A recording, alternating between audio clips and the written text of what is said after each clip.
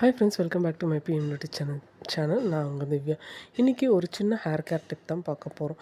நம்ம ஹேர் எப்போவுமே பவுன்ஸியாக அடர்த்தியாக காட்டணுன்னு தான் எல்லாருமே ஆசைப்படுவாங்க. சில பேர் ஹேர் ரொம்ப தின்னாக இருக்குன்னு ஆயில் வச்சு சீவவே மாட்டாங்க. சில பேர் பின்னல் போட்டதுக்கப்புறம் அந்த பின்னலில் டென்சிட்டி இல்லைன்னு பார்ப்பாங்க.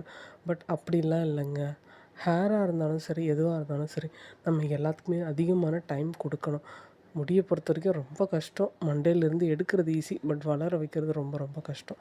ஸோ என்னுடைய hair loss from hair regrowth ஜேர்னியில் நான் ஒரு விஷயம் என்ன தெரிஞ்சுக்கிட்டேன் அப்படின்னா, எனக்கு எப்போவுமே நல்ல ஒரு ஆயிலியான ஒரு ஸ்கேல்ப் தான். எனக்கு ட்ரையான ஸ்கேல்ப்பே கிடையாது. பட் ஆயிலியாக இருக்க ஸ்கேல்ப்பையே ட்ரை ஆக்கி விட்டது என்னுடைய ஒர்ஸ்ட்டான ஹெல்த் கண்டிஷன் தான். நான் என்னுடைய ஒரு சைடு மட்டும் ஹெட் பால்னஸில் என்னுடைய ஹேர் பால்னஸ் எப்படி ஆச்சுங்கிறத தெரிஞ்சுக்கிட்டேன்னா, எனக்கு அதிகமாக ஹெட்டோட 2 சைடுமே ரொம்ப வேர்க்கும். அப்படி இருக்கும்போது ஒரு சைடில் ரொம்ப வேர்த்துட்டே இருக்கும் எனக்கு. நான் அதை பெருசாக கேர் பண்ணாமே விட்டுட்டேன்.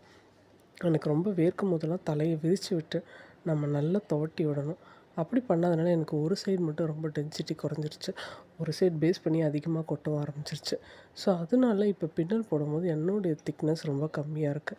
பட் அதெல்லாம் பார்த்து நமக்கு ஹேர் கம்மியாக இருக்குது, நம்ம அப்பா அப்படி இருந்தோம், இப்போ அப்படி இருந்தோம், அதெல்லாம் இல்லைங்க. எந்த ஒரு பிரச்சனையும் ஒன்று வரத்துக்கு முன்னாடி தடுக்கணும், இல்லையா வந்தக்கப்புறம் அதை சால்வ் பண்ணுறதுக்கு நம்ம எல்லா விஷயங்களையுமே செய்யணும்.